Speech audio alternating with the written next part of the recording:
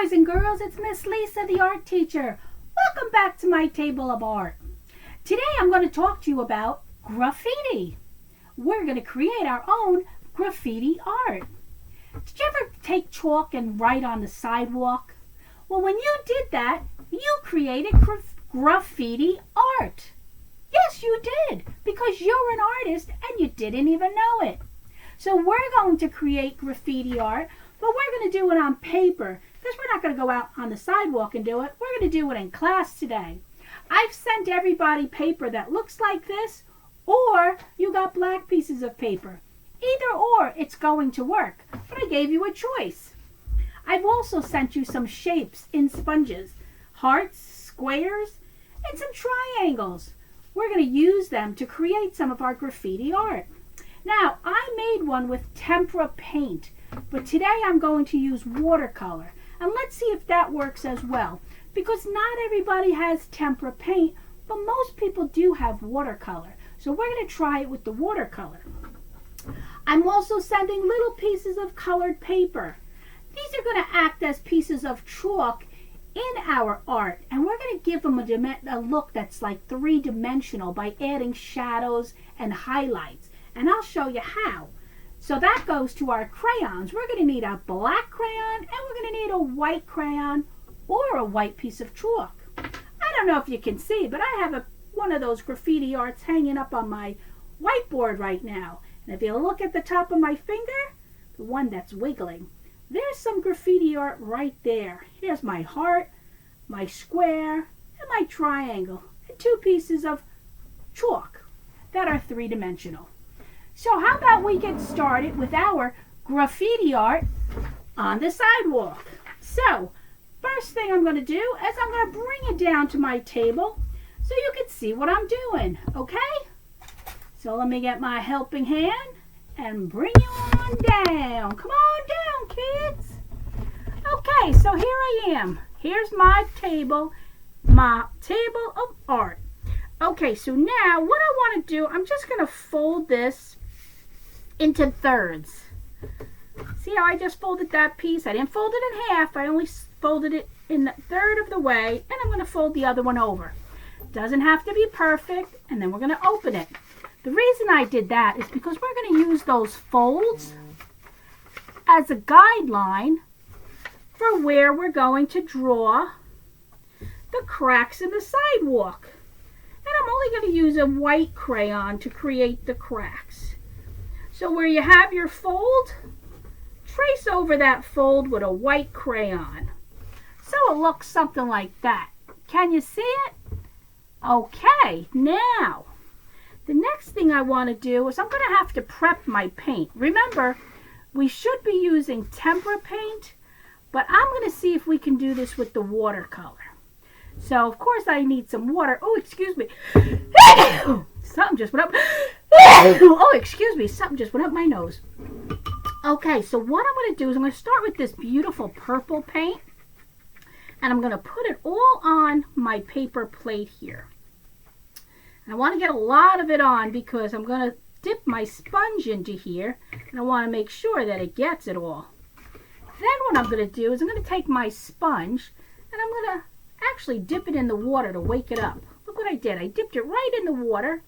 Then I'm going to squeeze out all that excess water so it's really just damp. And let's see if this works with the watercolors. And another option is we could just take the watercolors and paint right onto this sponge. That might work even better. Again, we should be using tempera paint, and if we were using tempera paint, I would just dip it into the tempera paint like that, or I could paint my sponge. Either way works. So let's see if this is going to give me a nice vibrant imprint on my graffiti sidewalk. All right, wish me luck, kids. I really want to make sure I have a lot on here, so I got to wake up this watercolor. I'm using purple first on my triangle shape. Triangle has 3 points. And I'm going to pick a spot where I want to print on my paper. Well, look at that, it worked. It's not as vibrant as if I used tempera paint, but you know what? It came out beautiful. I'm going to try something else. I'm going to come over here to this red paint, and I'm not going to wet the sponge. And I'm going to see if this works better without wetting the sponge, and maybe the colors will be a little bit more vibrant. Okay, it's different when you use different materials. So this is a little experimentation for all of us. We're learning as we go, which is really super cool. I'm learning with you. Let's see if the watercolor is going to give us a nice, vibrant heart on our sidewalk filled with graffiti. All right, you ready? Here I go. Let's see if this print comes out better than the purple one. Yeah, that came out really nice. Can you see my heart? There it is. So I have a triangle and I have a heart. And the last one's a square. And what color should we use for that? How about the blue? Blue's a really pretty color. So I'm going to use the blue and paint that right on my sponge. That looks really good.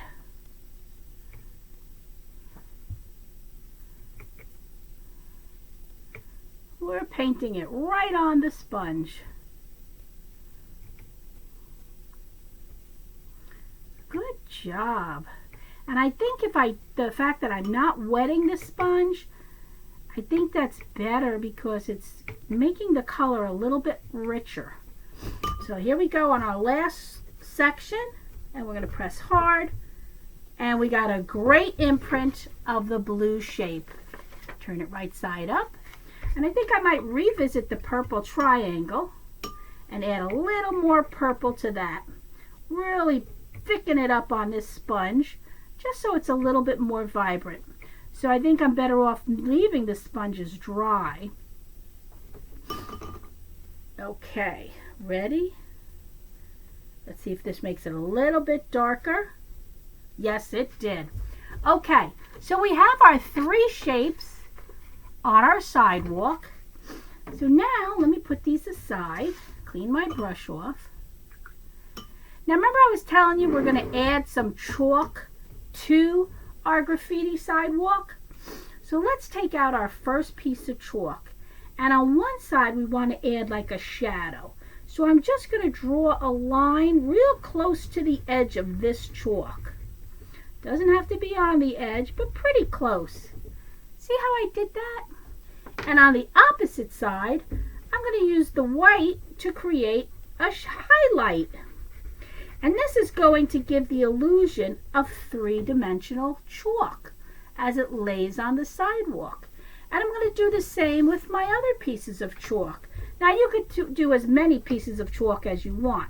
Well, we're calling it chalk, colored chalk, because that's what we use to create our graffiti on our sidewalk. I'm going to go with 3 pieces, and if you noticed, I've got 3 warm colors. Warm colors for my sidewalk chalk. Adding a shadow on one side and a highlight on the other to give it a 3-dimensional look. Now let's go back to my sidewalk. Our sidewalk's just one solid color. No, not really. They have like little speckles of color. Sort of like little speckles of white and blacks and sometimes even browns. So for this assignment, we're going to put in a bunch of white speckles.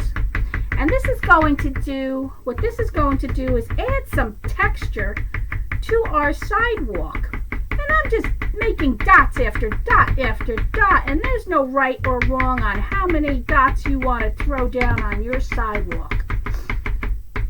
This is looking good. This is the white, and now I'm going to go back and I'm going to do the same thing with my black crayon. Add some more texture to my sidewalk. Now if you're using the tempera paint, that would take longer to dry. So you might want to do this step before you paint or print your shapes onto the sidewalk, creating your graffiti art. I'm giving him a bunch of freckles. Look at all these freckles we're making. But this is actually creating texture. Texture is an element of art. Elements of art are the building blocks of creating art. Texture. And we also used color. And color is another element of art. Look at that. Can you see all the texture in my sidewalk? So now we're going to add our make-believe pieces of chalk to our sidewalk. Now if I'm laying this down this way, my shadow is on this side and my highlight is on the other side. When I add any other pieces of chalk, I need to do the same. Keep the shadow on one side and the highlight on the other, because what this is telling us is the direction that the light is hitting my chalk. So it can't come this way and that way if it's outside and it's the sunshine, because the sun is shining in one location. So apparently it's coming in this direction and it's highlighting this side of my chalk. Now I could add 3, but that would block one of my shapes, and we don't want to do that. So I think I'm going to stay with 2 pieces of sidewalk chalk on my graffiti art. So now I'm going to need my glue stick or liquid glue to glue my chalk in place. So I'm just going to glue the back of it and stick it right back on my sidewalk, because I was outside playing on the sidewalk creating art. Be careful when you put it back that it's in the right direction. This is pretty awesome. I love this. I think that this is absolutely adorable.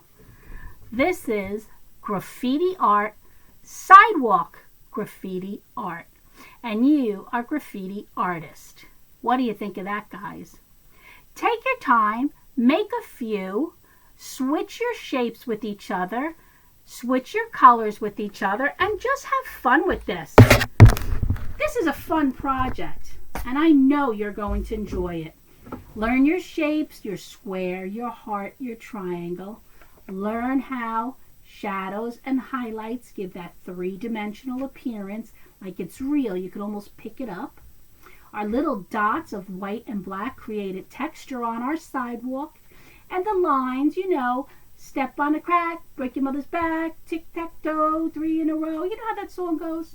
Well, it's something we sang as a kid. Okay, boys and girls, this is Miss Lisa, your art teacher, saying ciao for now from my table of art.